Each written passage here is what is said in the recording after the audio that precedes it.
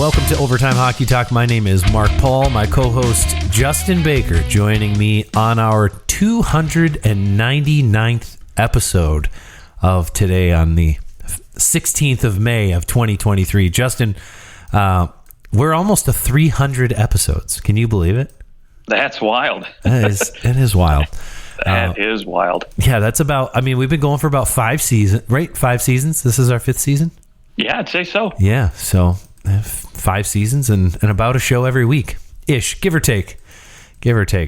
So it's pretty cool. Yeah, so we'll do something special for our 300th episode. I'm not sure what yet, but we'll figure out something there. On today's show, we're going to basically break down that second round because we weren't able to record a show last week, so we essentially missed the entire second round. We previewed it in the last episode, and now here we are. Justin, remind me of your predictions again. I think we both had Toronto. Is that right? Yes, you had Toronto in 6. I had them in 5. That's Clearly, right. We both struck out on that one. You were right about the 5 games. Yeah. Yeah, unfortunately, that doesn't count towards our scores, which after 2 rounds, you were still up 1 point. You and I both racked up 2 whole points. You picked Vegas. Yes, so I picked Vegas, got them in 7. You picked Edmonton in 7. For Dallas, you and I both got that right, but we both picked 6 games, which clearly was not the case. And I picked the Canes, and you picked the Canes. Yeah. Oh, yes. Okay. Yeah. It was a crazy second round. A great second round, other than, of course the Leafs losing was a big bummer for me, but I was going to say, well, what am I going to do? I can't do anything about it. Still better than last year. Here's the ironic thing. I don't know about you, but I watched every game very intensely, and I will say last year's series against the Tampa Bay Lightning, I think the Leafs played better. And I thought that they outplayed Florida and they lost this time. So it's like they outplayed Tampa last year, they lost. This year, Tampa, I think, outplayed them. Coin flips, 3 overtime games on the road. Never happened before. So they win these coin flips.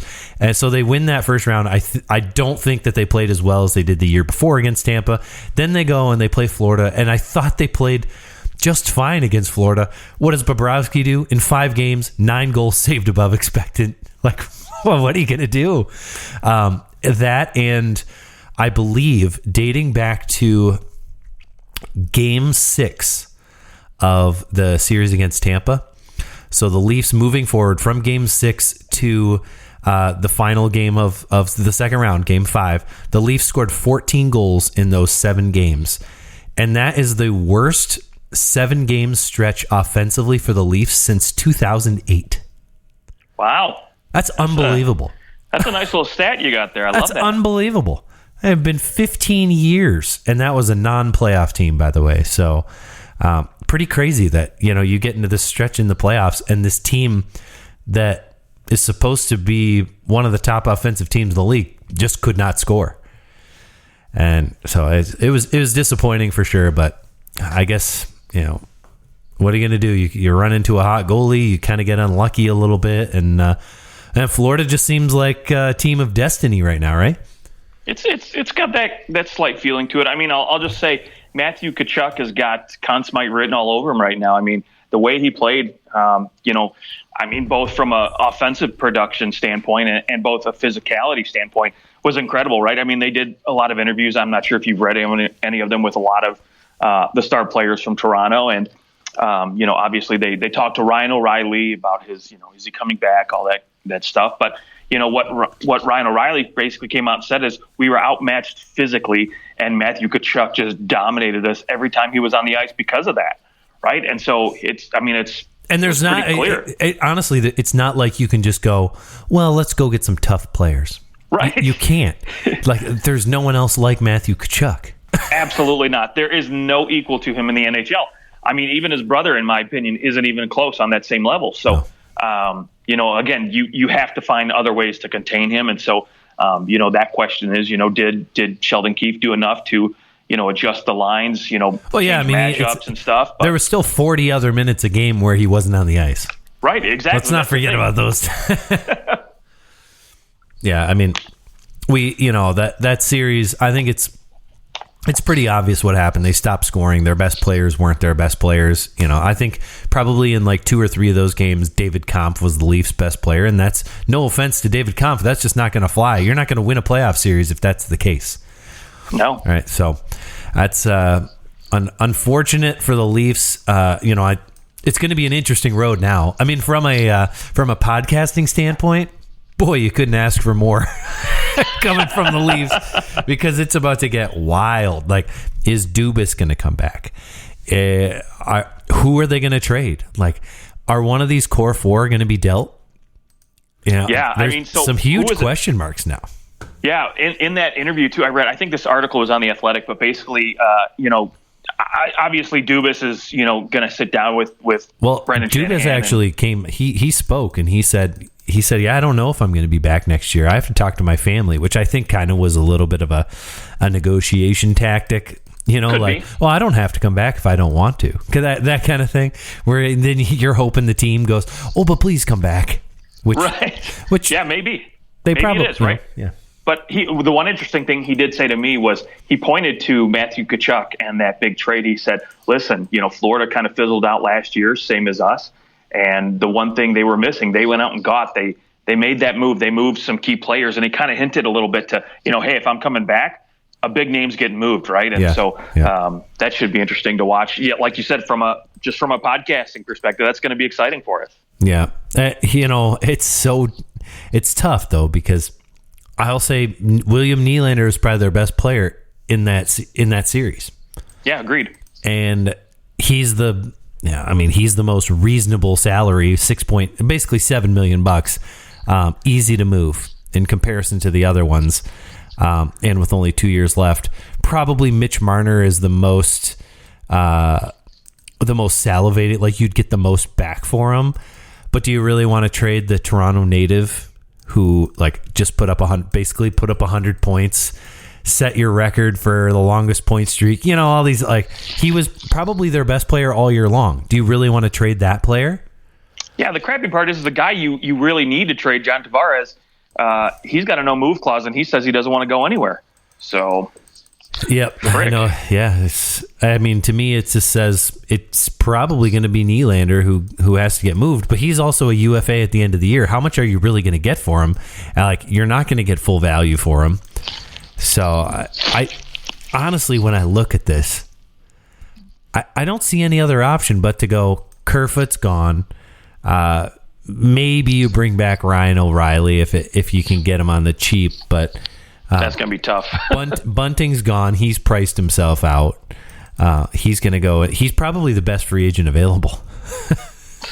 Yeah, between him and Bertuzzi, honestly, it'll be a toss-up. I mean, Bertuzzi obviously, I think, upped his price tag a little bit in the playoffs, but it wouldn't shock me though if Boston tries to get a deal done with him, because he just fit in so good there. Yeah, I mean, it's hard to look at this team and go it'd be really easy to just go sign a player or bring in someone different. I mean, what are you going to trade? Are you going to trade Austin Matthews? No. It just doesn't seem to make sense. It seems like you almost just have to run it back again. I don't know. It's either run it back or just trade Nylander, get what you can for him, and or maybe you see Marner as your Jonathan Huberdeau. Well, really, what I think you have to do is I think you have to, get a little bit of puck luck, in my opinion, right? You have to go find those guys like Max Domi, right, who were basically written off in Columbus, dealt out to Chicago, right? I mean, he signed with them at a low-term deal, and he's paid dividends for both Chicago and Dallas. So you want to go find those guys that teams have basically given up on and hope you can rejuvenate them a little bit, and that provides that depth to your bottom six. Yeah, but it just doesn't they've done that every year, right? They went out, they traded for a bunch of guys. They got Ryan O'Reilly, Nola Chari, Sam Lafferty. But a lot of these guys that they brought in, for example, I look back at Jason Spezza and Wayne Simmons. They went out and got these guys that had great careers and were at the end right? So they bring them in, and that's, to me, that's the opposite of what they need to do, right? I mean, they need Matthew Nyes to step up and take another step, right? They need a lot of these younger guys to take the next leap. But then I think, really, if you want my opinion, I think, you look back at the back end at guys like Justin Hall and Timothy Liljegren. Oh, he's gone. See if you can't get these guys, moved or go somewhere else. And Hall's a UFA, so Hall is for sure gone. He's done. Without a doubt. But I mean, again, just move pieces back there and see if you can't, maybe try to get Luke Shen re-signed at a cheap deal. But see what you can move. Maybe try to get TJ Brody out of there. I don't know. I mean, TJ Brody didn't have a good series against Florida, but I thought he played great against Tampa. No, I thought his season overall was good, but again, I mean, when you're trying to shake things up and trying to get a decent return up front, yeah, right? and he's making $5 million. There's that. Yeah, maybe it's more about just trying to shake up everything else. I don't know. It's for anyone. I mean, it's easy to go like, well, we'll just trade Marner. Like, okay, yeah, you could trade Marner. Someone will take, like, lots of teams would gladly take Marner at 10.9 million. That's still fine. Like, teams would figure out how to fit him in there, because for most teams, he'd immediately become either a team's best or second best player. Right. Outside of like Edmonton, there's no team where he'd even be their third best player. So he'd be the easiest, and you'd probably have the most takers. But again, do you really want to trade away a kid who definitely wants to be there the most out of any of these guys? Yeah, and you're not going to get anything close back. You're not going to get anything relatable as far as like getting another Mitch Marner back, right, in return. So no, and there's no other Matthew Tkachuk's out there that you can go get. Right, exactly. Yeah, it's going to be, I mean, you're kind of in a position where, like, the problem is, can you run it back again? I don't know that you can. I don't know that you can look your fan base in the eye and go, just give us one more try.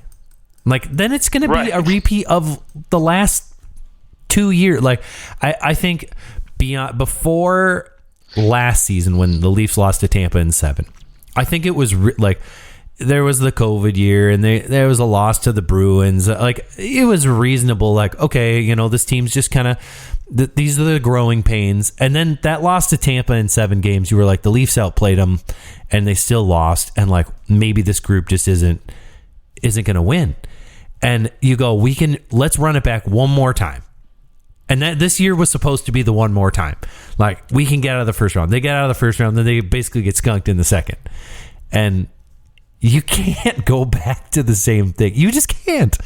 But I don't know what you do. It'll be interesting, and especially, it'll be interesting to see what they do from a management standpoint, right? I think that's where we obviously start, and then, does the new regime come in and want to tear everything down like a lot of times they do with rebuilds? But this is not a rebuild situation, so I'm kind of with you, right? You want to go out and you want to shake things up a little bit, but the return you're going to get and the pieces back, whether they're roster players or draft picks, aren't going to equal up to what they have, in my opinion. So it's just one of those things where I think it's a double-edged sword. You're just damned if you do, damned if you don't. Yes. So here's a thought for you here.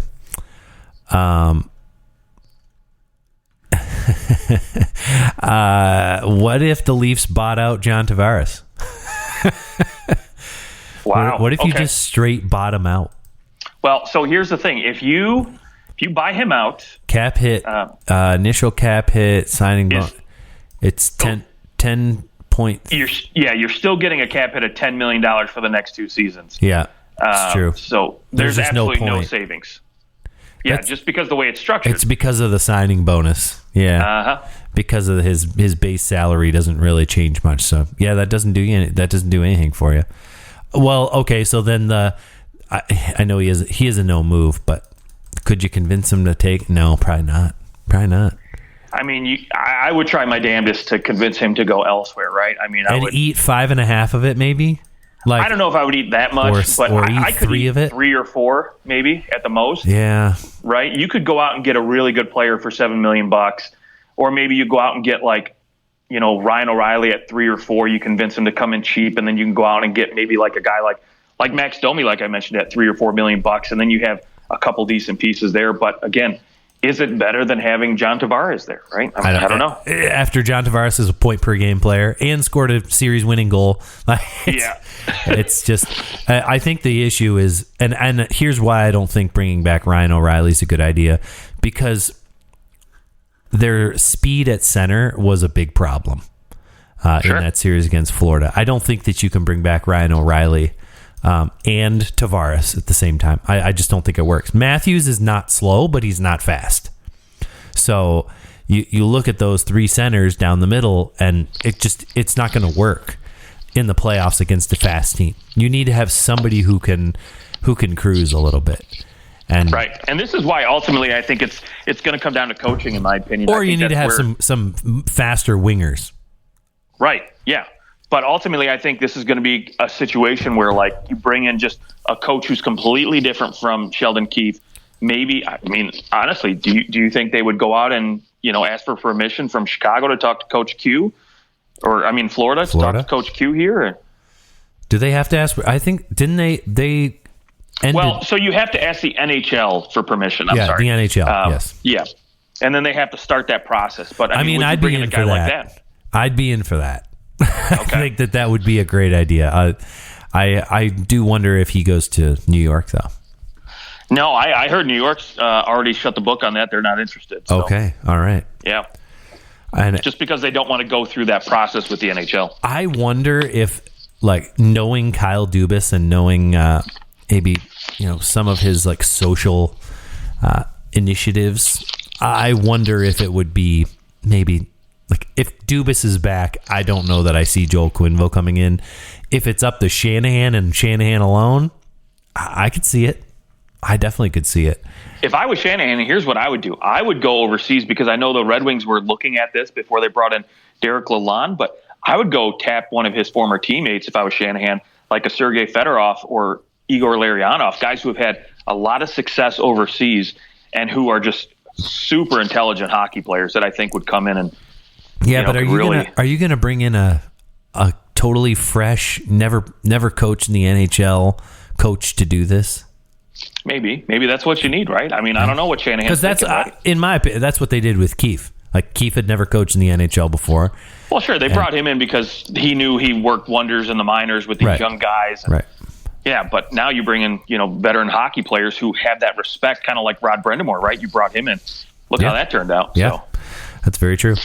Well, I think as far as the Leafs go, I think probably like towards the end of this week and into next week, we're going to know a lot more.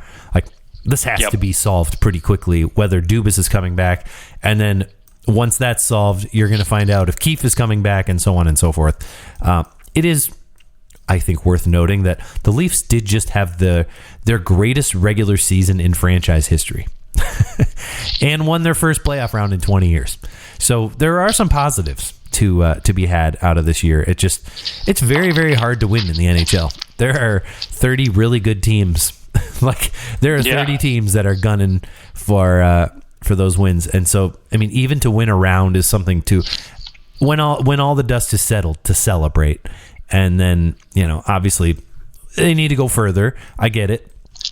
But there are positives, and they're also like, some of this is just a coin flip, and I think that the Leafs could have just as easily won that series against Florida had Bobrovsky, let in a couple of those goals, or hey, maybe if we add a little tracking device to the puck, I don't know, that tells you that it's in. No goal. That was. I mean, literally everyone knows it was a goal, but also everyone agrees that. We can't know for sure, but we all know that. We all know for sure. Right. It was a goal. Now, I get it. Hey, it would have only tied the game up at 2, and that doesn't mean the Leafs, it doesn't mean that the same outcome happened. Like, Nylander scored later in the game. That's the one thing that I go back to, is that, like, yeah, that could have been called a goal, but you know what? They tied it up later anyways. So they got that second goal. It doesn't mean that they would have scored a third right after that. It could have, Florida could have done something, and it would have changed the whole game. So I think ultimately, moot point. who cares? They ended up tying the game anyways, and they couldn't get it done. And they also screwed themselves over by losing the first 3 games. Mm-hmm. So, okay. Well, now that we've done 20 minutes on the Leafs, sorry if you hate the Leafs. Sorry. Well, I guess maybe if you hate the Leafs, you like this conversation because you like hearing about them having to jettison players. Do you want to go Edmonton Oilers next? I'd say that's the if the Leafs had the greatest expectations out of any team going into that second round, I'd say the Oilers were a close second. The Edmonton Oilers ultimately lose in 6 to the Golden Knights, and I think it's pretty fair to say that ultimately goaltending, won out for the Vegas Golden Knights. Yeah, I mean, that to me was half the story, right? I think you look at one side of the coin, the Golden Knights basically are down to their 3rd and 4th string goaltenders, and they managed to Although get it done. Aiden Hill looks like he looked phenomenal. Yeah, he looked great. But he's like a probably if we were giving him a full season, he's like a 1B on a lot of teams. Oh, he's a backup. I mean, I thought when, Vegas initially brought him on, like that was the long-term backup option over Brossoit, right? And, obviously, they felt differently. And, again, it didn't end up biting them in the ass, which is great. So, but, again, Aiden Hill comes in, looks great. On the flip side, Stuart Skinner, in my opinion, was just mediocre. He had, 2 decent games this series, but ultimately had a lot of flubs, was yanked in one of them. And, again, I'm looking at, the goals against here, basically outside of his 2 losses or his 2 wins where he only let in 1 goal apiece. He let in either 4, 4, 4 or 5 goals, right? Those are the 4 games. So, I don't necessarily put all of that on him. No, not Edmonton Oilers were just god-awful 5-on-5. They could not score 5-on-5. That's the other flip side of it, right? I mean, you look at McDavid and Draisaitl, their point totals and what they were able to do. I mean, look, 12 of McDavid's 20 points were on power play, and then Bouchard, right, 15 of his 17 on the power play. Draisaitl, 8 of his 18 on the power play. So there was definitely a lack of 5-on-5 scoring going on there from this club. And I mean that when you have depth from Vegas at the forward group and defensive group where they can play that 5-on-5 game and compete with almost any team. And then you look at Edmonton and right outside that top line, it stunk. So, and you know what? The one game where Pietrangelo is suspended, that's the game you needed to win. Mm-hmm. And you couldn't do it. Probably definitely Vegas's best defenseman. Maybe top 3 player on Vegas is out for the game. And yes, I know they were also down Darnell Nurse, but let's not mix pleasantries here. Like Darnell Nurse is not the impact player that Alex Pietrangelo is. Darnell Nurse, maybe. By the way, maybe find me a more overpaid player than Darnell Nurse at 9.25. I agree with you. Who's more overpaid? If you, by the way, if we are on Twitter at OT Hockey Talk, if you can think of somebody who is more overpaid than Darnell Nurse, please just let us know what you think. Ultimately this Oilers team, I mean, I love the move bringing in Ekholm. However, I'll still say that defensively, they just weren't good enough 5-on-5, and really offensively, they just couldn't get it done. I think a lot of that stems from the back end. Outside of Bouchard, and Ekholm's good, but he's not necessarily the phenomenal puck mover. I think that's really what you're missing when you're paying a guy $9.25 million and they're not a great puck mover. That's a big hit to take, and to me, that is probably what's holding the Oilers back the most, because really Darnell Nurse should probably be making $5 or $6 million, and to have an extra $3-4 million available under your cap, that's a pretty darn good player, and that may be Ken Holland's biggest mistake as the Edmonton Oilers general manager. Yeah, that's the Justin Advocator contract in Detroit, right? Yeah. I mean, that's essentially just what it is. Valuing somebody way too high. Like, no one else would have given him anywhere close to that. Right, exactly. And that's the thing, right? At the time, we had, Zach Werenski, all these Seth Jones, we had all these defensemen getting these big deals. And of course, I think there was a little panic on the side of, Ken Holland, where he just says, you know what, at the time they didn't have Ekholm. So, of course, you only have one legit number, top pairing guy. Defenseman. And so you're like, we can't afford to lose him. So let's just overpay and hope it works out. And clearly it's come back to bite them. Yeah. And it's, it's not to say that Darnell Nurse can't hit another level.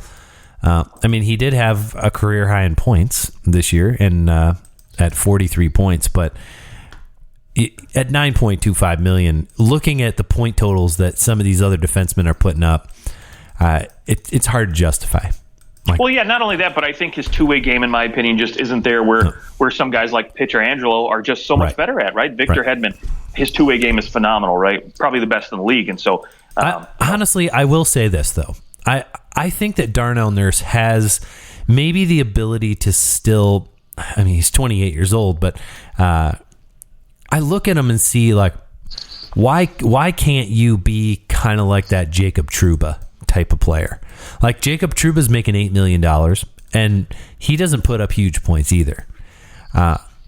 He's almost like who I would hope and want him to be, is this, like, maybe he needs to be a little more physical, and that could bring out maybe some more of the positive aspects of his game, because really Jacob Trouba, he drives the New York Rangers. That's what makes him so valuable, is that he's just this presence on the ice.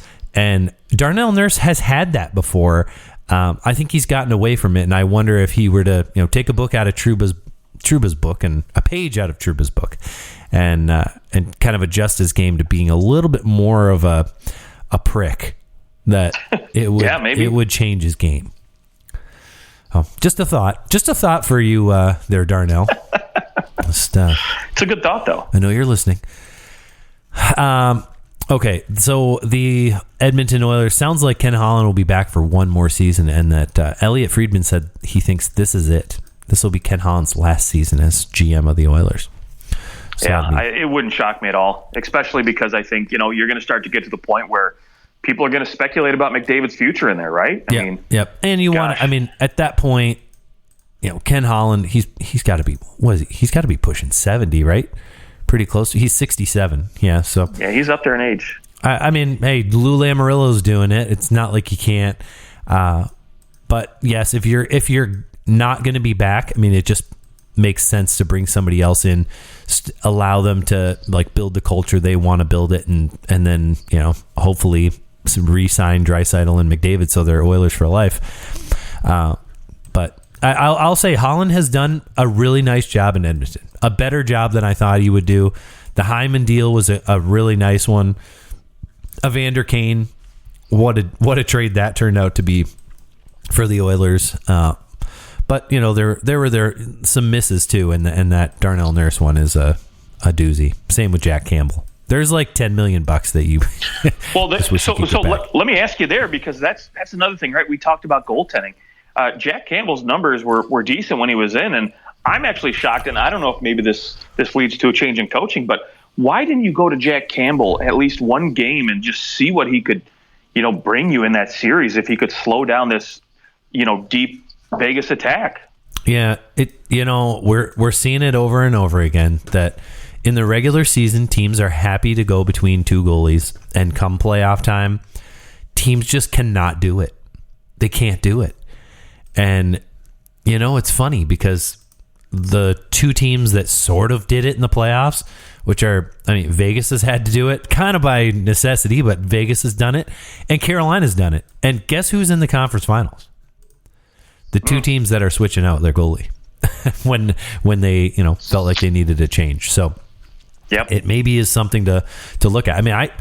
If your goalie's used to playing every third or fourth night and now they're playing every other night, that's a big deal.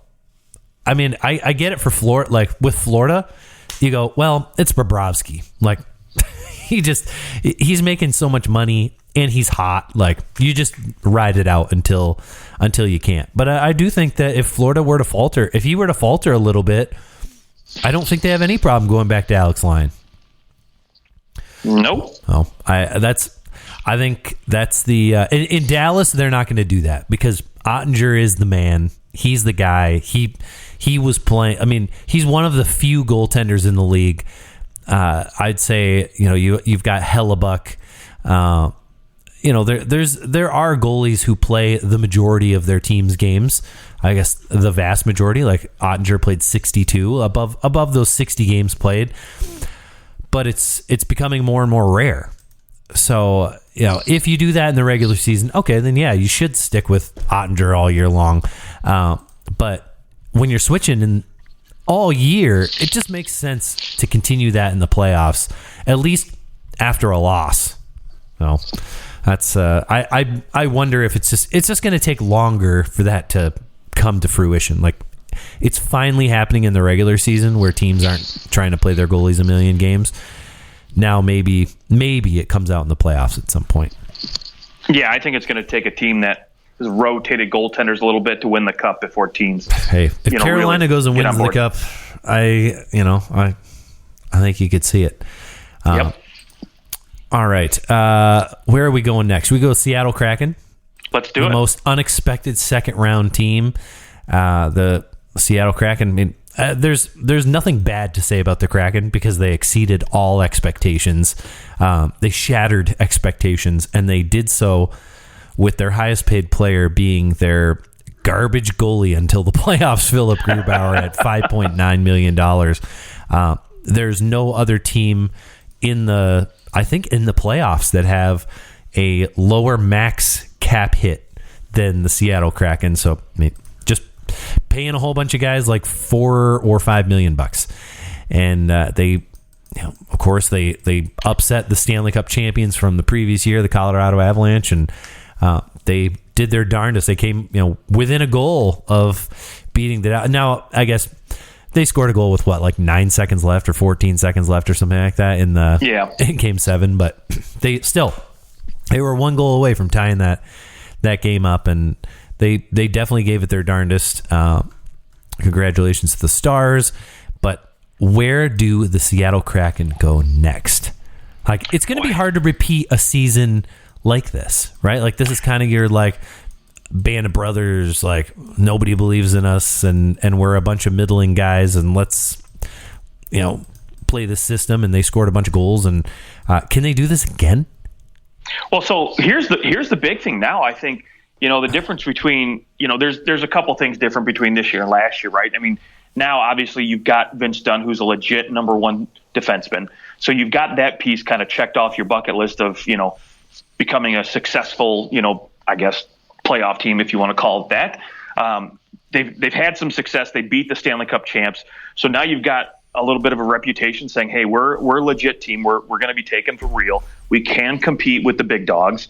And not only that, but now you've got, young guys coming up like Ty Cartier, Matthew Beniers, these guys. Shane Wright. Shane Wright's knocking at the door too. These young guys that look legit, like they're going to be legit top six guys, and you've got cap space to burn. So for me, the next move is ultimately they're going to have all the firepower they need now to entice free agents to come this way. Now, of course, the one big caveat to that is, can you get Philip Grubauer to play this way again next season?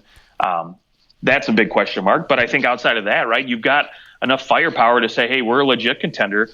We can go out and snag ourselves a top six free agent if we wanted to. A guy maybe like, Ryan O'Reilly maybe wants to come there. I don't know. I mean, because now teams, players can look at this team and say, hey, you know what? This is a legit playoff team, right? So I can go there and I can have a shot to compete. Yeah, yep. Maybe they're just one or two pieces away from making that next step to where people take them a little bit more seriously.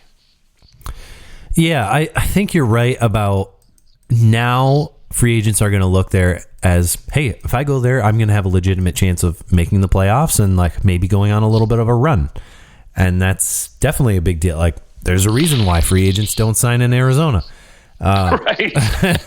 But yeah, they've got the cap space to do some things. They've got some UFAs that I don't think that they'll bring back, and they're just really interesting. I wonder the path that they'll take versus Vegas, where Vegas, I think, really felt like after the year that they went to the Stanley Cup Finals, their first year, that, we can be a little bit better, and then they kind of took some steps backwards, and they lost in the first round a couple times, second round, and but they kept going for that big dog. Like, they went for Mark Stone and they went for Jack Eichel, and they really used a lot of the draft picks and the prospects that they drafted, and they used those players to be able to bring in big name players very quickly. Now, that really is what the Kraken are missing. They don't really have that big name player. And Matthew Beniers looks like he's going to be really good. Shane Wright, we all assume that he's going to be a top 6 forward.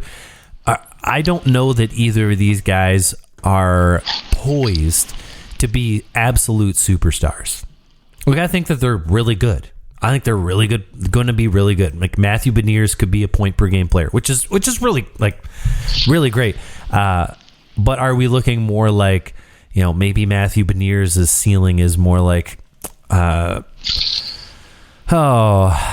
it's somebody who is, they're not going to go and maybe in a 1 year one-off, you have him go and put up a Ryan Nugent-Hopkins kind of like 100-point season, but that's not going to be his regular. I don't think that that's where you're getting with Matty Beniers. So I'm just wondering if, does Seattle try and eventually go and pull in the big fish like Vegas does, or is this going to be more of a, all right, cool, we made the playoffs, but we're not going to go away from what made us us?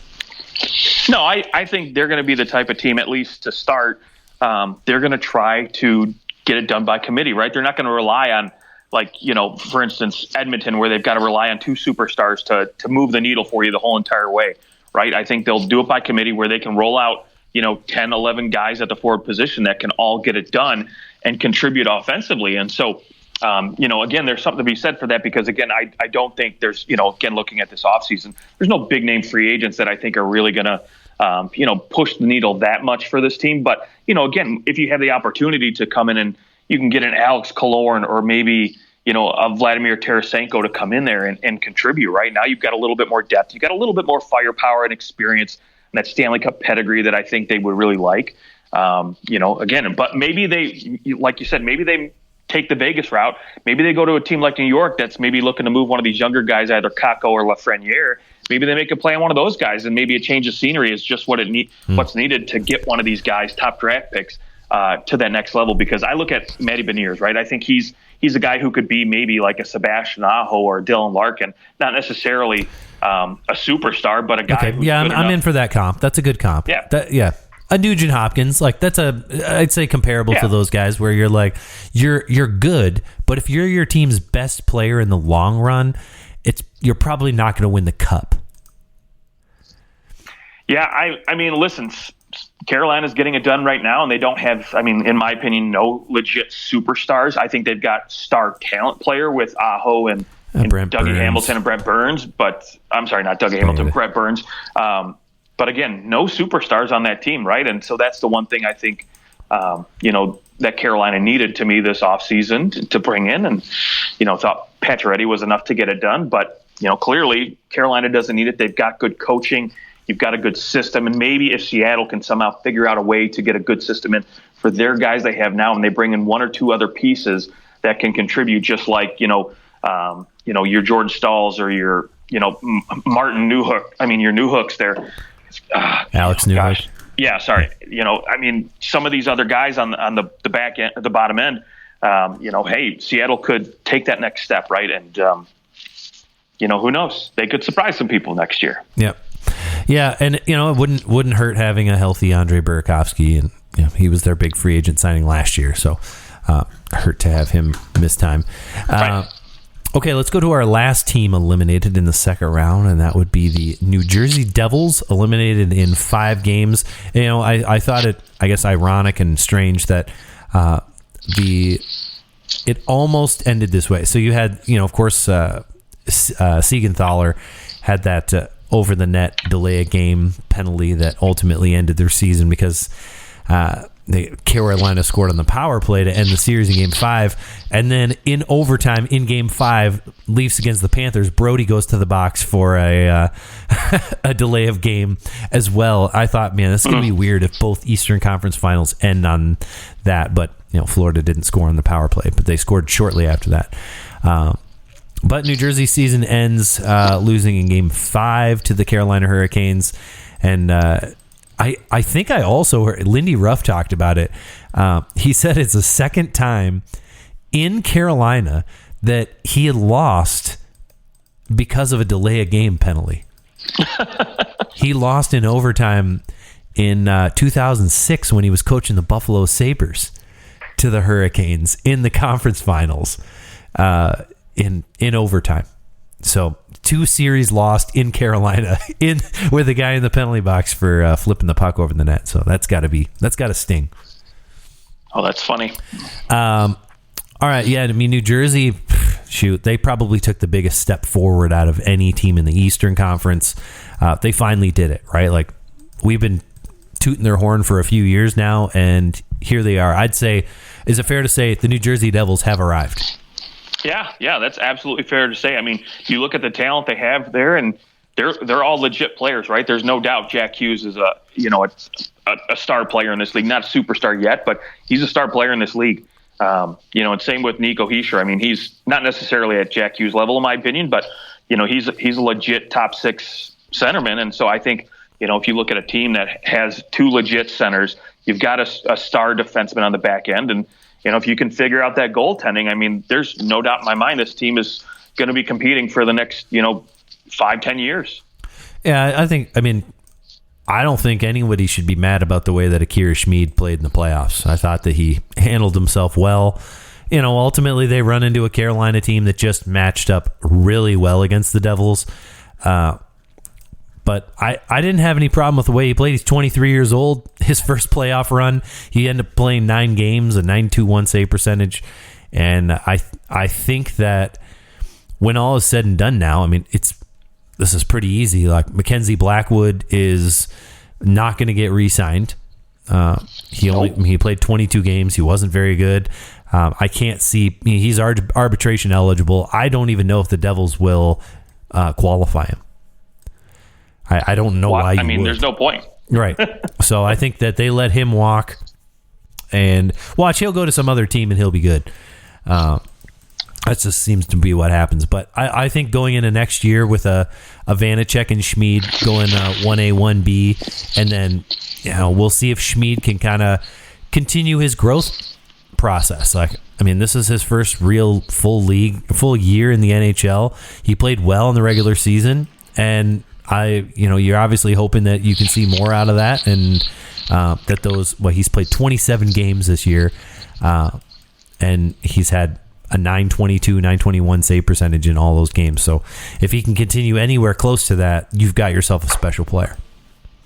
Yeah. I think similar to Joseph Wall in Toronto, I think it was a coming out party, I think, for both these goaltenders to say, hey, you know what, we're legit goaltenders. Whether or not they can sustain that type of success moving forward is one thing, but I do think they're now considered legit, at least 1B goaltenders moving forward for both of their clubs. So I think it's more or less just like, okay, you don't need to shelter me anymore. I'm ready to play in the NHL on a regular basis. Both those guys, you're right. Both of them, they like Matt Murray. The Leafs need to do something with him and then move on from him because I think, assuming that you can get Samsonov signed, I think that's you're good 1A, 1B. Like, Samsonov was good. And it took an injury to get Joseph Wall in there, but he played really well too.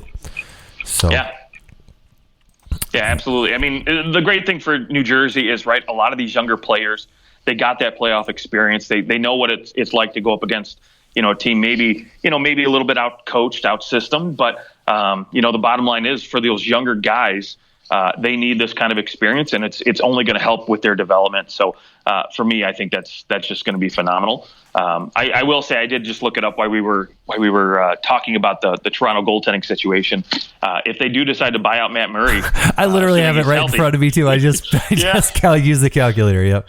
So only a $687,000 cap hit next season, which would be save yourself $5.3 million, and then you have a $2 million cap hit the year after that. That's with the caps going up huge. So right, and you got to think that, like, for that kind of cap savings, there's just no reason to give up a first round pick or even a second round pick. Not that they have one.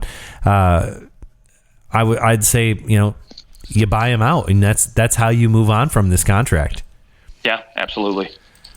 And then Ilya Samsonov, he's arbitration eligible too, so you've got him for at least one more year, and hopefully you can sign him to something reasonable. If you can get him at 2.5 for 3 years, 2.5 for even a couple years, and see where he's at from there, I think it provides everyone enough stability to make it worth it. But. Yeah, and not only that, but now by buying out Murray and getting Samsonov in at a reasonable price, now you've got a couple $1 million you can throw around to a third line guy to bring in. Absolutely, and without Kerfoot's $3.5 million, I mean, you've got a lot of players coming off the books, but a lot of those players are pretty cheap, like Kampf at 1.5. I think you want to bring back David Kampf if you can, if he's willing to come back for something similar. But I think after that playoffs that Noel Acciari had, where I think he threw 78 hits or something like that in their games, it really was. I think he was at 75 midway through Game 5, which is insane. 75 hits in what, 10 games? That's a guy that people are going to want to add to their roster, and they'll be willing to pay more than $1.25 million a year. So, I think so. He's going to be in big demand. Okay, sorry, we went back to the Leafs. We're supposed to be talking about the Devils. What do you see the Devils doing this offseason? Like, where do we go from here? Ooh, yeah, I think really you don't have to do much if you're New Jersey. I think really you just kind of got to fine tweak the players you do have. And sign the ones that you want to keep, right? Like you got Meier, Sharangovich, and Bratt, which Bratt and Meier are the two main ones to re-sign. I mean, those are the big names, right? And they I don't actually have 6 forwards eligible for arbitration. Which That's is pretty crazy, yeah. But I mean, if I'm being honest, though, and looking Mackenzie at New Blackwood. Jersey, I don't know if Timo Meier is coming back. To me, he just looked, and again, maybe they think, okay, cool, we're going to go give him another year to really settle in with the team, right? Yeah. But to me, he looked out of place. And again, that could be because he's just getting into a new system. He's learning all new names and players that he's been with San Jose for so long.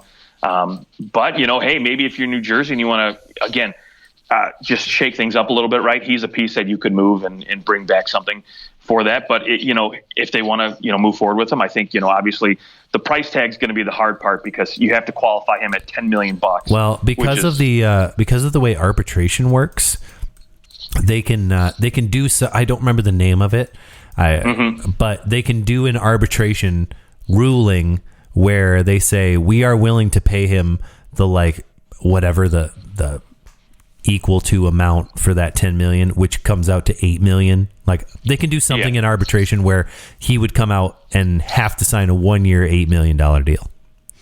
Gotcha. So I think 8 million is probably his cap hit unless they can get him signed to a really long-term deal. Yeah, that'll be interesting. Why would you give him a long-term deal at this point? No, I wouldn't. I would give him another season, but again, one more season and he's a UFA. He can walk for nothing, right? So, right. But again, they've got a ton of cap space. I wouldn't go. Obviously they're going to eat up a big chunk on Jesper Bratt and Timo Meier, but it should be interesting to see because guys like Tomas Tatar, right? I mean, obviously I don't think 4.5 is the price he's going to command in any open market, but he looked pretty good, but he obviously just lacked a little offensive production. I would have liked to have seen more of that, but I think from a two-way game, he played pretty well. So same with Eric Haula. I think, again, I wanted more from him, but he still played a good enough two-way game to where he brought some value there. So it'll be interesting to see if they can bring some of those names back that are UFAs that maybe just could, walk elsewhere. Yeah, I mean, I think largely you're right that this Devils team's going to look pretty similar. It's just a matter of is Timo Meier there when the dust settles, or do you decide, we're gonna move on from him maybe at the draft, and you're able to what they trade. They basically traded a couple B-level prospects, Andreas Janssen and 2 firsts, right? So maybe you can recoup a first and a second for Timo Meier, probably even more, assuming that he's willing to sign a long-term deal with you. Sure. If you traded 2 first-round picks for Timo Meier and he signed an 8-year deal with you or a 7-year deal, whatever, I think that'd be palatable. So I think New Jersey could almost recoup most of their assets in trading them. Yeah, maybe this is one of those rare sign and trades we finally get to see, so we can get that. It's never going to happen, Justin. we always talk about it. It's never going to happen. Never. Okay, well let's preview these two final conference final series. As you know, those teams that are eliminated, we've gone through them all. Should we start in the Eastern Conference? Carolina, Florida. We've got our old Southeast Division play a conference final here with the Hurricanes and the Panthers. I think this is this is the first time that the Florida Panthers have been in this position since 1996. So good old John Van Beesbrook. Yeah. What do you see this series looking like? Because Florida has made, I'll say Florida's made two teams that are superior. I'll say like talent-wise are superior. They've made two teams look pretty silly. Yeah. I mean, again, just starting up front, right? I think looking at the forward group, you could say that on paper, Florida's got the stronger weapons, but again, like you mentioned with Carolina, that doesn't really matter. They'll do whatever they want to do, and hold you to however many goals they feel like holding you to, because they just play such a good system, no matter how their roster is built. So what I'm interested to see is who comes out of here with less bruises, to be quite honest. Because I know, again, when you look at, the way the Hurricanes like to play, they play a tough game. I think you're going to see guys like Jordan Staal really throwing their weight around, hitting everything that moves. And same with, Matthew Tkachuk. I mean, he's obviously going to hit any Hurricane player that touches the puck. So it'll be really interesting to see who comes out of here unscathed. And, of course, the big question mark for me is going to be, Carolina's back end. Can it continue the success they've had? Because to me, that's where I think, they've gotten a majority of their offensive their offensive successes is from the back end, because guys like Brent Burns, and Jacob Slavin, they know how to get rid of the puck quick. They don't hold on. They don't make errant passes. And, and they get it through those little holes. Right. And especially like on the power play, right? When you have that pass where it's going across the blue line, defenseman to defenseman or forward to defenseman. A lot of teams can turn it over really quick because there's just a little bit of pressure, and then the guy's going back the other way and scoring a shorty. Now, Carolina doesn't make those kind of mistakes on the back end, so it'll be really interesting to see if they can continue that success. Yeah, and Florida, they don't need to have the puck for very long. No, they do not. I think in that game 5, they had the puck for 41 seconds in the first period in the offensive zone, and they were up 2-0. 41 seconds of offensive zone possession. Yeah, that's wild.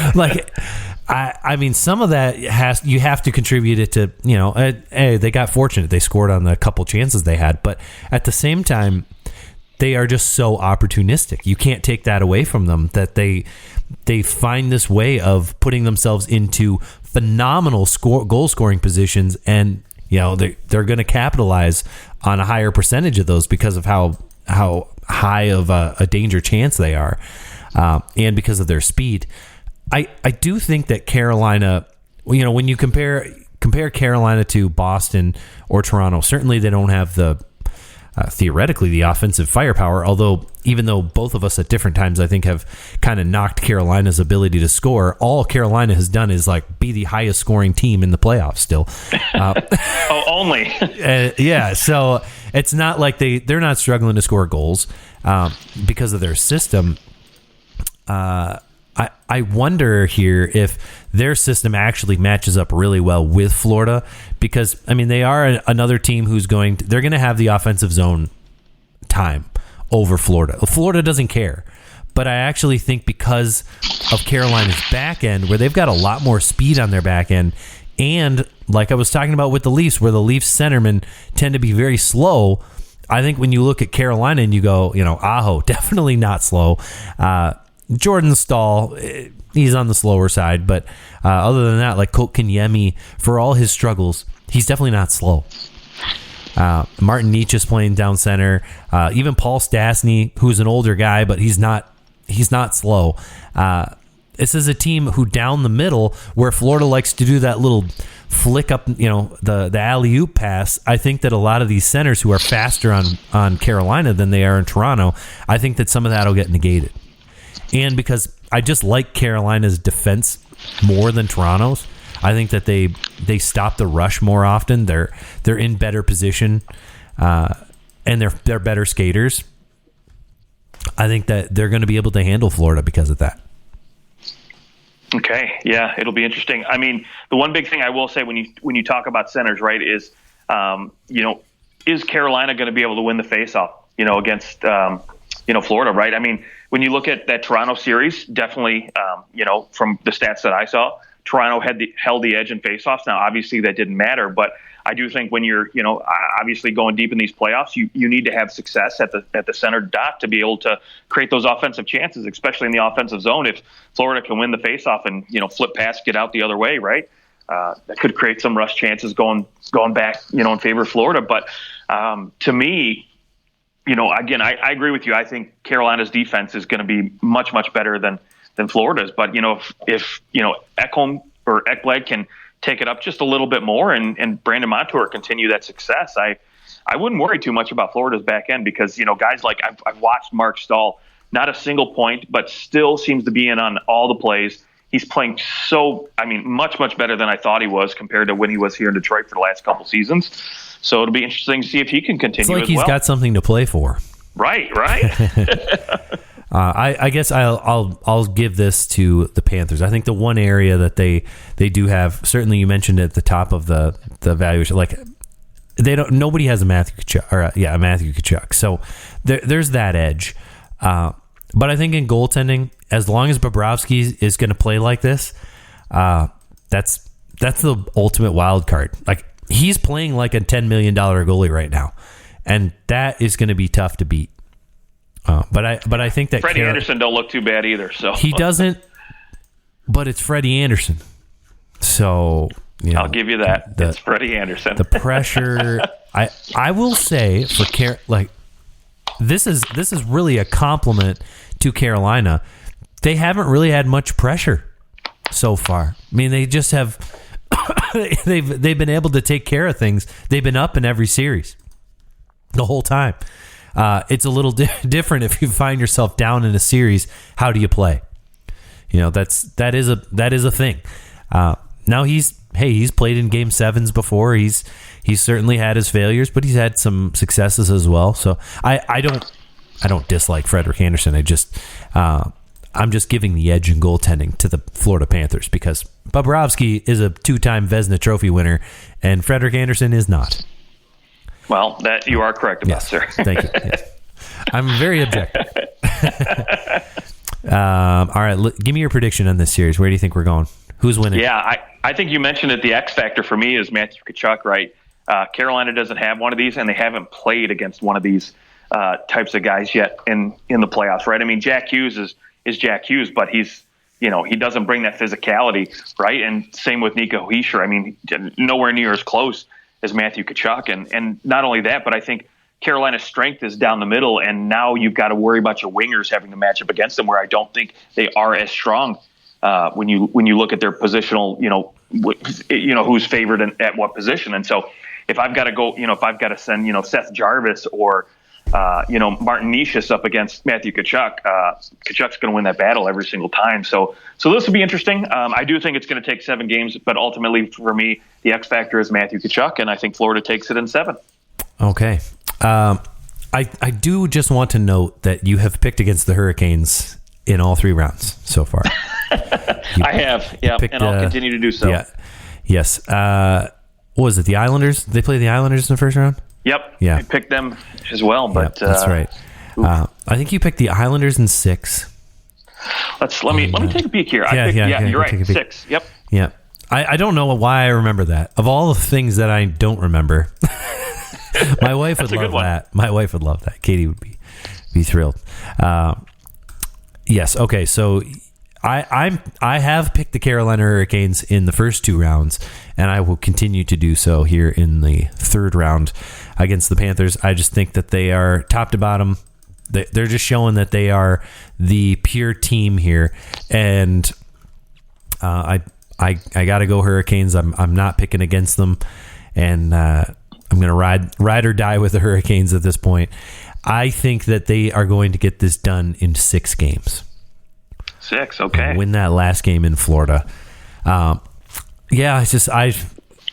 think that Carolina just has the stronger team system. I think that Florida got pretty fortunate against the Leafs. I think it could have very easily been a split 2-2 series going back to Toronto, and it just wasn't. And I think that Carolina, who has been there far more times than the Leafs have in the last 5 years, Carolina's been to the conference finals. I think that the majority of this team, they know how to win. They know what it's going to take. And Florida just, this is their next step for Florida, but I don't think they're going to get past the Hurricanes. Although I'll say this, I also secretly hope they kind of do. Like, I like watching them. I just don't like watching who they beat the last time they played. Yeah, they're fun to watch, and Matthew Tkachuk is, he's like a cheat code sometimes, because it's like you're playing a video game and you get to punch someone in the face, steal the puck, and score. That's. I feel like there's like an old Nintendo hockey game where you could actually shoot people and you killed the players, but they were like robots or something, and you could kill the other players on the ice and steal the puck. Don't remember what game that was. Probably a terrible game. Like, if you were to go back and play it now, it's probably just god awful. But anyways, let's go to the Dallas Stars facing off against the Vegas Golden Knights. I was going to say. Wait. I almost said the Calgary Flames. I don't know why. They did not make the playoffs. Had to check myself before I completely wrecked myself there. The Dallas Stars taking off against the Vegas Golden Knights. Golden Knights are here for the first time since their inaugural season, when they went to the Stanley Cup Finals and ultimately lost to the Washington Capitals. And the Dallas Stars are here for the first time, I think, since 2020, since the bubble. Since the bubble. And this is a very different Dallas Stars team since the bubble, by the way. There was no Jason Robertson. There was no Rupe Hintz. So was he there? Was Rupe Hintz? Rupe Hintz? Oh, he was there, but he was there. Third line guy. Yeah, he put up 13 points. So yeah, he was. But no Jason Robertson, which certainly changes the complexion of this team. This team it feels like a completely different iteration of that Dallas Stars team, even though it is in reality a lot of the pieces are the same. Well, no John Klingberg, no Anton Khudobin, right? Yeah. So they've got here on the backs of other players and not necessarily riding Anton Khudobin now, like they did, with Jake Ottinger, right? Jake Ottinger, while he's played well, hasn't carried them in the playoffs. He's had some god awful games. It's fair to say that they almost lost this series because of Jake Ottinger. You're not too off about that. Yeah. So, let's start with goaltending, because obviously Ottinger is going to start for the Dallas Stars. He had a great Game 7, almost left with a shutout. 19 seconds left to go. The Seattle Kraken scored to break the shutout, but he played great. Hopefully is back on track for Dallas's sake. And the Vegas Golden Knights, I'm guessing, are going to ride Adin Hill until they can't anymore, until he gets hurt too. But the Vegas Golden Knights certainly in goal are at the big disadvantage, right? Because they're kind of playing with different guys in front of them every night. Yeah, so that's the thing, right? If you look at, comparatively speaking, Jake Ottinger he's a star goaltender, right? And Adin Hill, Brossoit, whoever's in that, they're not star goaltenders, right? It's fair to say that there's no comparison. It's, almost like, the first round series when you had, the New York Rangers up against the Devils, right? You just kind of looked at it and you're like, okay, cool. They've got Shesterkin there, but there's no star goaltender on New Jersey's end anyways, but that didn't matter in that case, right? Because if you can't score, it doesn't really matter how good your goaltending is. And even, Shesterkin trying to make all the offense for them, which is not going to be the case here for Adin Hill or Ottinger. But, yeah, obviously the edge goes to Dallas. They've got the number one guy, the guy who is supposed to, put this team, when needed, on his back some games and win them a game or two when they just can't get any offensive going. And so, that's not going to be the case in Vegas. They're not going to expect Adin Hill to steal a game, although, he might certainly play like that from time to time. But for me, it's going to be about depth scoring and the ability to get it from, your top three lines in Vegas. Yeah, that's how they did it against Edmonton, and that and just can they dominate 5-on-5 play?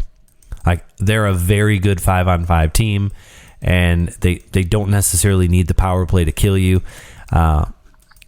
Dallas too is a really good 5-on-5 team. So I think this is going to be one of the best series of the playoffs because of that fact. Both teams good 5-on-5, and both teams heavily loaded up front, like solid depth throughout. Dallas has Roope Hintz, who's basically like he's the Conn Smythe favorite if the Dallas Stars win the cup, in my opinion. And I mean, it's a complete and utter coming out party for him. He obviously is a good player. Like there was no doubt that Roope Hintz was a really good player. 2 back-to-back 72, 75-point seasons. But my goodness, he's never really gone on a stretch like this. 9 goals in 13 games. He got 19 points. He has been exactly what the Dallas Stars need. He scored big, timely goals. And even, when you've got Roope Hintz going and you look the other side and you go, well, Jason Robertson, who scored 46 in the regular season, has 2 through 13 games. I know he has 12 points, but 2 goals through 13 games.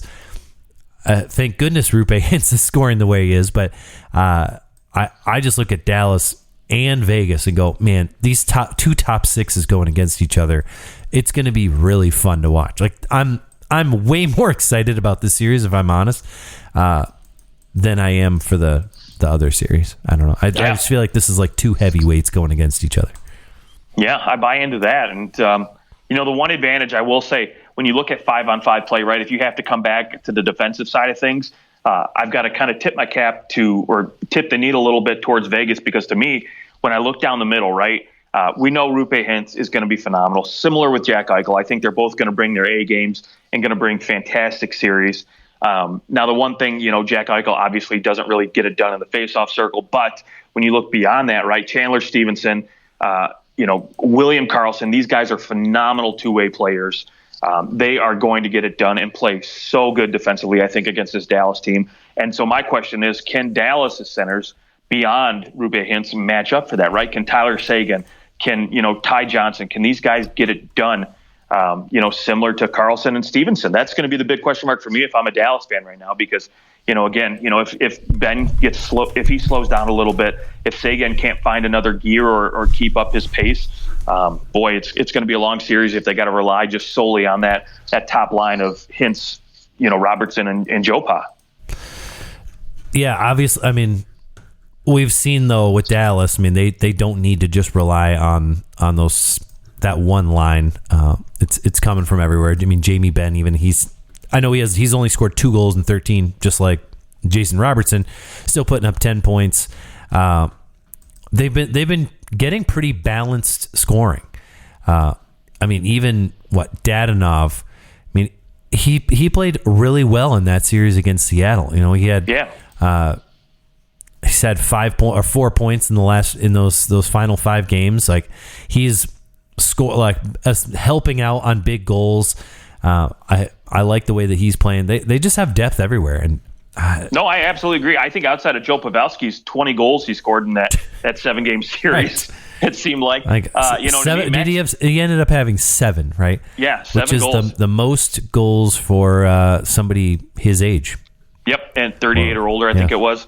But Max Domi to me was so much fun to watch. He brought that depth that Dallas truly missed a couple seasons ago when they did make it to the conference finals and the Stanley Cup final, because, again, he's bringing balance so that way when, Hintz isn't getting it done right. Max Domi, he plays center, but he can also go on the wing as well. So he provides a lot of flexibility when guys like, Ben and Seguin need a little boost, and he still brings speed, and he plays an okay enough two-way game where I don't worry about him, coughing up the puck a lot, making a lot of defensive mistakes. He plays well enough. And, even though he's, getting it done 5-on-5, he could still slide in there and do it on the power play if they need him to. Now he hasn't got any points on the power play because they rely so heavily on that top, power play unit. But, if they start to, falter a little bit, I would not be surprised to see Domi take over and give them a little boost there on that second unit. I think something that not fair for Max Domi. I mean, he's played 8 seasons in the NHL and he's played for 6 teams. Yeah. Like I mean, that is a huge lack of stability. I know he was in Arizona. He gets traded to Montreal, and his first year in Montreal, he's unbelievable. Expectations go way up for him, and he kind of struggles from there. I think we all knew that this was somewhere in there. That there was a really good second line center. He's playing third line center, but like that really good middle center who can put up points and can skate. And I think he's finally in a situation where he definitely is not the guy, but he's got a lot of talent around him.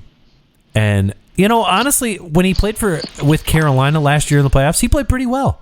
He had 6 points in the 14 games, and I thought at times he looked really good.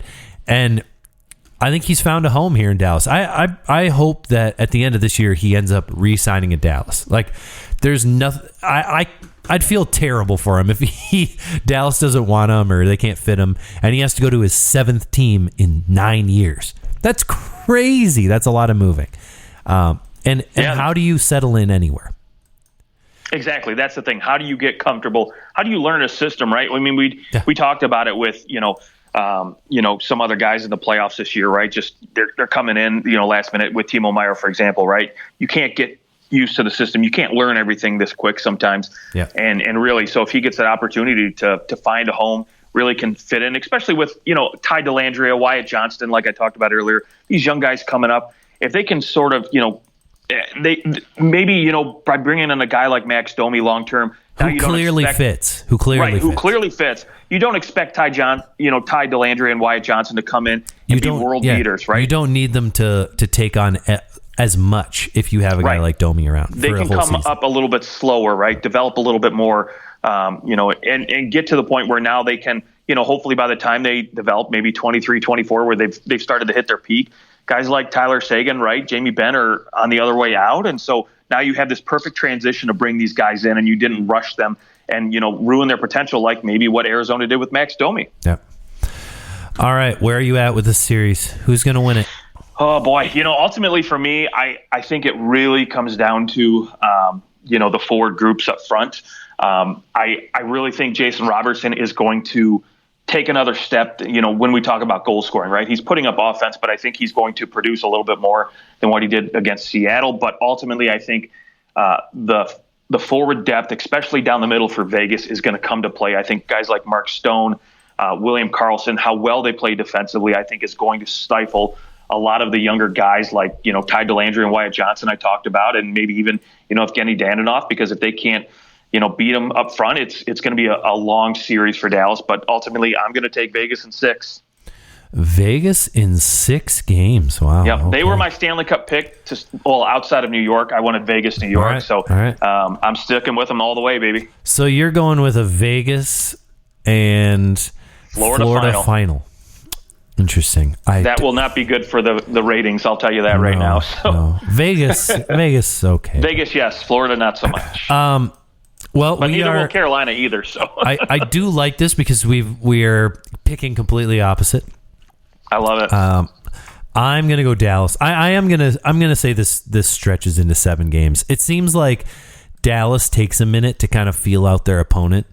So I can see this one. Maybe Dallas is down 2-1 in the series, and Ottinger goes out, wins a big game 4, and then it's a best of 3, and from there we just kind of, we find our way back in Dallas for a game 7. But ultimately, I think it's Ottinger. You've got the best goalie left in the playoffs, and it's going to pay dividends for you now. So let me tell you this. I wanted to pick Vegas in 7 because I do think this is going to be a long series and probably going to be an entertaining series, but I don't want the series to go 7 because Peter DeBoer is 7-0 in game 7s. So true that. Yes, I did see that actually before we. So basically, you're saying if it goes to 7 games, then they're not going to win. Then it's got to be Dallas. yeah. There you go. All right. Well, that's always fun when we have completely different picks. So this round will definitely set up. It'll change the points here in our little competition. So I think I'm up by 1 point, right? You're up by 1. If you happen to win both of these, there's no way I'm coming back at this point. True. If you win both of them, we could tie. Well, we I could guess have a depending good on the games Yeah. Well, we'll come to that place when we get there. Which next week will be our 300th show. So stay tuned for that. And I know that's what you're looking forward to. Yeah, I can't wait for these guys' 300th show. I'm not really even going to watch the Give playoffs. the people what they want. Excited for that 300th show. We'll. My plan was to dress you up like a hockey mascot. We'll make our own overtime hockey mascot, and we'll go to a bar and we'll let a drunk guy. You can be in the costume because I don't want to get punched in the face, but you have to get punched in the face. Great. That's what we'll do for our 300th episode. Looking forward to it. Okay. Well, we will. You can find us on Twitter at OT Hockey Talk. Justin, any final words before we sign off and before everybody jumps into the conference finals on Thursday? Boy, finals thoughts? No, not really. I'm looking forward to some playoff hockey here, baby. This third round is going to be fun, although I do have to, decide if I want to keep Sling TV or go with someone else now at this point to finish it off. So yeah, because your month is almost up. Yeah, exactly. Your half off month. Well, yep, you just use a different email address. I like where your head's at. Yeah, just use. I want to say that I have like 18 Gmail addresses.